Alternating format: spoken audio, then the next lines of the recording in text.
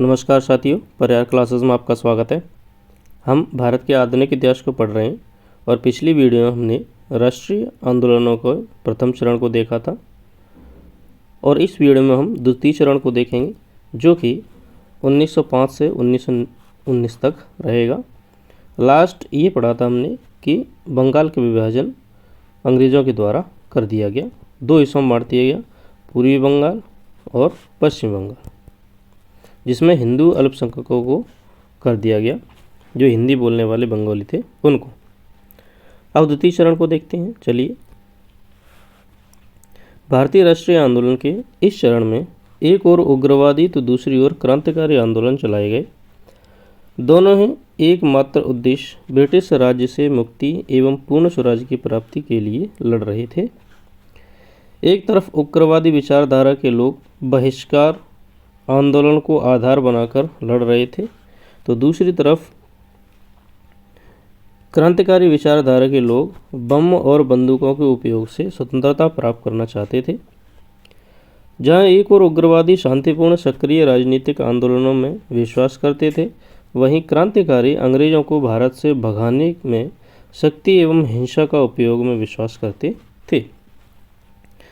British सरकार के द्वारा लगातार कांग्रेस की मांगों के प्रति अपनाई जाने वाली उपेक्षापूर्ण नीति ने कांग्रेस के युवा नेताओं जैसे कि बाल गंगाधर तिलक, लाला लाजपत राय और बिपिन चंद्र पाल को अंदर तक आंदोलित कर दिया। यानी कि अंग्रेज क्या करते थे कि कांग्रेस के नेताओं की बार बार बेइज्जती करते थे। इन नेताओं ने उदारवादी नेताओं की राजनीतिक भिक्षावृत्ति में भी कोई विश्वास नहीं जताया।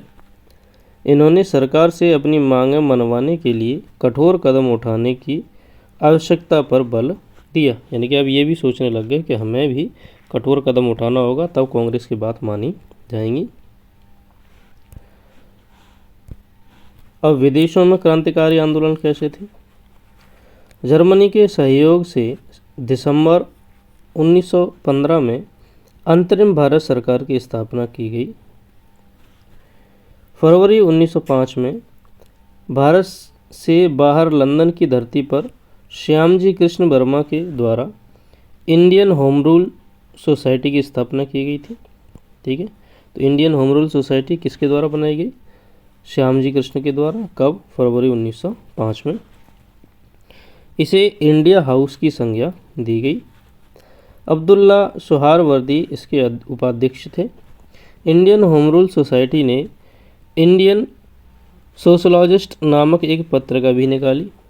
शीघ्र ही इंडिया हाउस लंदन में निवास करने वाले भारतीयों के लिए आंदोलन का केंद्र बन गया और इस संस्था के अन्य सदस्य लाला हरदयाल, मदन लाल ढींगरा और विनायक दामोदर सावरकर ये सदस्य थे। 1913 में अनेक भारतीय लोगों ने लाला हरदयाल के नेतृत्व में सैन फ्रांसिस्को यानी कि अमेरिका में गदर पार्टी की स्थापना की। किसके नेतृत्व में? लाला हरदयाल के नेतृत्व में गदर पार्टी बनाई गई। कहाँ पे? सैन फ्रांसिस्को या अमेरिका में। इसके अध्यक्ष सोहन सिंह थे। लाला हरदयाल इस पार्टी के प्रचार विभाग के सचिव थे। इस संगठन ने युगांतर प्रेस की स्थापना की। तो युगांतर किसने चालू किया? गदर पार्टी ने। और गदर पार्टी किसने बनाई? लाला हरदयाल ने। कहाँ पे बनाई? San Francisco, America. 1 नवंबर 1913 को गदर नामक साप्ताहिक, बाद में उसे मासिक कर दिया गया, इस पत्रिका का संपादन किया। यह समाचार पत्र हिंदी, गुरमुखी, उर्दू और गुजराती सभी भाषाओं में छपने लगा था। ठीक है, गदर पार्टी ने एक साप्ताहिक पत्रिका चलाई। युगांतर प्रेस का भी इन्होंने विकास किया। अब मुस्लिम लीग की भी स्थापना होगी। 1 अक्टूबर 1906 को H. आगा खां ने मुस्लिमों का एक दल वायसराय लॉर्ड मिंटो से मिला।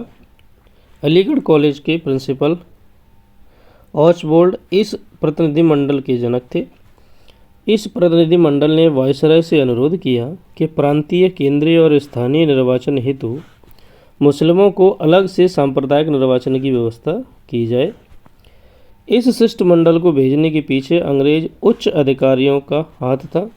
मिंटो ने इनकी मांगों का पूर्ण समर्थन किया, जिसके फलस्वरूप मुस्लिम नेताओं ने ढाका के नवाब सलीमुल्लाह के नेतृत्व में 30 दिसंबर 1906 को ढाका में मुस्लिम लीग की स्थापना की। अब पार्लियामेंटो सुधार आएंगे इंडिया में। देखिए, जब लॉर्ड मिंटो और भारत का गवर्नर बना, तब उस समय संपूर्ण भारत राजनीतिक अशांति की तरह धीरे धीरे बढ़ रहा था। तत्कालीन भारत सचिव जॉन मार्ले एवं वाइसराय लॉर्ड मिंटो ने सुधारों का भारतीय परिषद एक्ट पारित किया, भारत परिषद एक्ट 1909, जिसे मार्ले मिंटो एक्ट भी कहा जाता है। 25 मई को विधेयक पारित हुआ। 15 नवंबर 1909 को राजकीय अनुमोदन के बाद लागू हो गया। इस एक्ट के अंतर्गत केंद्रीय एवं प्रांतीय विधानमंडलों के आकार एवं उनकी शक्ति में वृद्धि की जाए। अब राजद्रोह सभा अधिनियम, ये एक्ट आता है। कब? 1911 में आएगा ये। पार्लियामेंटो सुधारों पर कड़ी प्रतिक्रिया व्यक्त करते हुए उग्र संगठनों ने अपनी क्रांतिकारी गतिविधियों को काफ़ी तेज कर दिया, जिसके परिणाम स्वरूप ब्रिटिश सरकार ने 1911 में राजद्रोह सभा अधिनियम पारित कर दिया करके उग्रवादी दल के नेता लाला लाजपत राय और अजीत सिंह को गिरफ्तार कर लिया और आंदोलन को कुचलने का प्रयास किया। फिर आगे होगा दिल्ली दरबार। 1911 में ही दिल्ली में एक भव्य दरबार का आयोजन इंग्लैंड के सम्राट जॉर्ज पंचम और महारानी मैरी के स्वागत के लिए किया गया। उस समय भारत का वायसराय लॉर्ड हॉर्डिंग था। इस दरबार में बंगाल विभाजन को रद्द करने की घोषणा की गई। साथ ही बंगाली भाषा क्षेत्र को मिला करके एक अलग प्रांत बनाया गया। राजधानी को कलकत्ता से दिल्ली स्थानांतरित करने की घोषणा की गई। यद्यपि राजधानी का दिल्ली में विधिवत स्थानांतरण 1912 में ही संभव हो सका था। इसी में आगे चलते हुए कामागाटू प्रकरण हो जाएगा। कामागाटा मारू प्रकरण। कामागाटू मारू प्रकरण 1914 में घटा था, एक घटना थी। इस प्रकरण के अंतर्गत कनाडा की सरकार ने उन भारतीयों पर कनाडा में घुसने पर पूरी तरह से प्रतिबंध लगा दिया जो भारत से सीधे कनाडा न आया हो। कामागाटा मारू जहाज, जिस पर 376 यात्री सवार थे, उसे कनाडा में घुसने नहीं दिया गया। जब ये जहाज याकोहामा पहुंचा, तब उससे पहले ही प्रथम विश्व युद्ध प्रारंभ हो चुका था। इसके बाद जहाज बजबज पहुंचा तो यात्रियों एवं पुलिस में झड़पें हुई। इसमें 18 यात्री मारे गए। जो कि शेष बचे थे वे जेल में डाल दिए गए। हुसैन रहीम, सोहनलाल पाठक एवं बलवंत सिंह ने इन यात्रियों की लड़ाई लड़ने के लिए शोर कमेटी यानी कि तटीय समिति की स्थापना की। तो ये कामागाटू मारू एक जहाज था, इसको किसी भी तट पर उतरने नहीं दिया गया, जिसके लिए शोर कमेटी बनाई जाती है लड़ने के लिए कि जो कि किसान हैं इनको न्याय दिया जाए। इतने में कांग्रेस का लखनऊ अधिवेशन होगा। कांग्रेस का लखनऊ अधिवेशन अंबिका चरण मजूमदार की अध्यक्षता में 1919 में लखनऊ में संपन्न होता है। इस अधिवेशन में ही गर्म दल और नरम दल, जिनके आपसी मतभेदों के कारण कांग्रेस दो भागों में बंट गया था, उन्हें फिर से साथ लगा लिया जाता है। लखनऊ अधिवेशन में स्वराज प्राप्ति का भी प्रस्ताव पारित किया गया। कांग्रेस ने मुस्लिम लीग द्वारा की जा रही सांप्रदायिक प्रतिनिधित्व की मांग को स्वीकार कर लिया। अब होम रूल आंदोलन आ जाता है इतने में ही आगे। होम रूल लीग आंदोलन का उद्देश्य ब्रिटिश साम्राज्य के अधीन रहते हुए संवैधानिक तरीके से सुशासन को प्राप्त करना था। यानी कि हम शासन तो प्राप्त करेंगे, लेकिन अंग्रेज़ों के अधीन रहते हुए हम ईमानदारी से, शांति से शासन को प्राप्त करेंगे। इसी लीग के प्रमुख नेता बाल गंगाधर तिलक एवं श्रीमती एनी बेसेंट थी।